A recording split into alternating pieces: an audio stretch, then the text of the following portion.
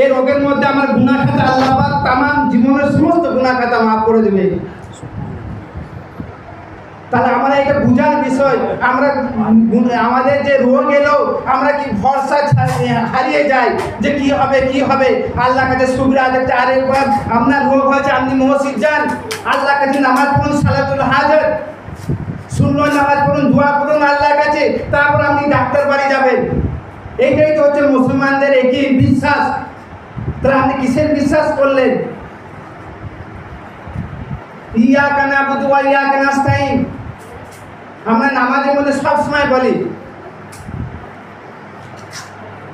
আমরা আল্লাহ পাকের কাছে সাহায্য চাই এবং আল্লাহ পাকের কাছে ইবাদত করছি। 5 ওয়াক্ত নামাজের মধ্যে বলছি, যখনই সুন্নাহ নামাজ পড়ছি তখনও বলছি, ওই জন্য আল্লাহ পাকের উপর বিশ্বাস রাখতে হবে, ভরসা রাখতে হবে। 3 নম্বর 4 নম্বর হচ্ছে মেঘের বৃষ্টি।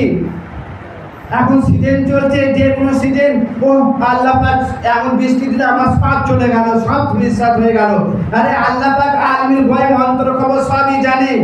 আল্লাহ পাক সবারই জন্য যেটা রহমত সেই জন্য বৃষ্টি দিয়েছে।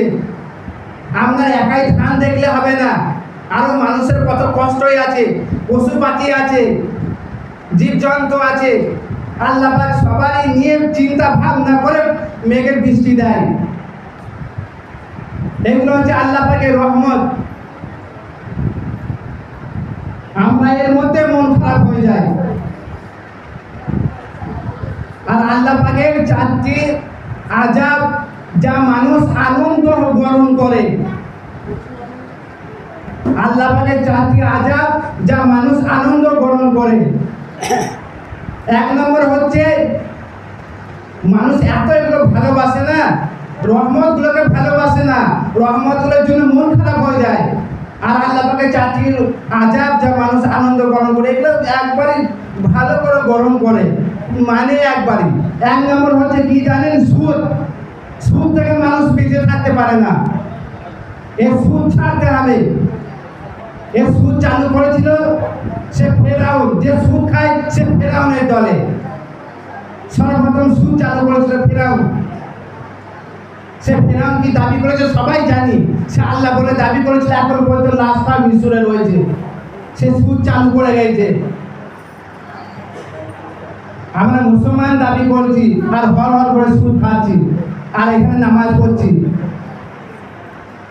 তাহলে আল্লাহ পাকের কাছে কবুল হবে?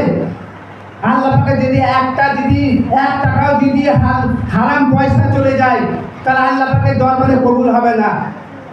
আর 1 টাকা যদি হালাল আসে, তাহলে আল্লাহ পাকের জন্য কবুল হবে। আল্লাহ পাক পাক, না পাক নয়, আল্লাহ পাক পাক, ওই জন্য পাক পবিত্র খাবার চাই, তবে আপনার কামিয়াব আসবে, তাছাড়া আপনার কামিয়াব আসবে না।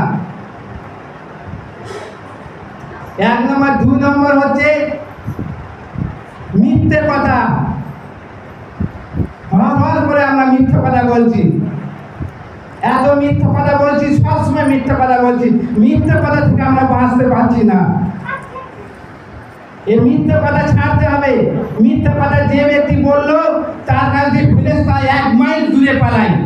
আপনারা জানেন হাদিসে আছে যে আপনি ভালো করে মিথ্যে কথা বলছেন, সবসময় মিথ্যে কথা, এগুলো চলতি, এগুলো মানুষ আনন্দে আল্লাহ পাকে আযাবগুলো গ্রহণ করে। এগুলো যতক্ষণ আপনি ছাড়তে পারবেন না, আপনি পুরোপুরি ইমানদার নয়। এগুলো আপনাকে ছাড়তে হবে। এই দুনিয়ার বাস্তবে এখন জামানায় চলছে এগুলো। 3 নম্বর হচ্ছে গীবত। আমরা গীবত থেকেও আমরা একবার সবসময় গীবতের মধ্যে লিপ্ত হয়ে গেছি, চরম লিপ্ত হয়ে গেছি। গীবতও আমরা ছাড়তে পারছি না। যে মরে গেছে, বেচারি চলে গেছে, তার নামেও আমরা গীবত গাইছি, তাকেও আমরা ছাড়ছি না। তাহলে আমরা কিসের মুসলমান? মুসলমান বলে আমরা দাবি করি। যদি আমরা এগুলো না ছাড়তে পারি, তাহলে আমরা কামিয়াব আসতে পারবো না। এগুলো আল্লাহ পাকের আযাব, আমরা কোনোদিন কামিয়াব আসতে পারবো না। ওই জন্য আল্লাহ পাক কোরআনের মধ্যে বললেন, ইন্নাল হাসানাত ইউযহিবনাস সাইয়্যাত। হে বান্দা, তোমরা যদি গুনার পাহাড় বন্ধ করে ফেলো, তোমরা নিরাশ হয়ে যাও না।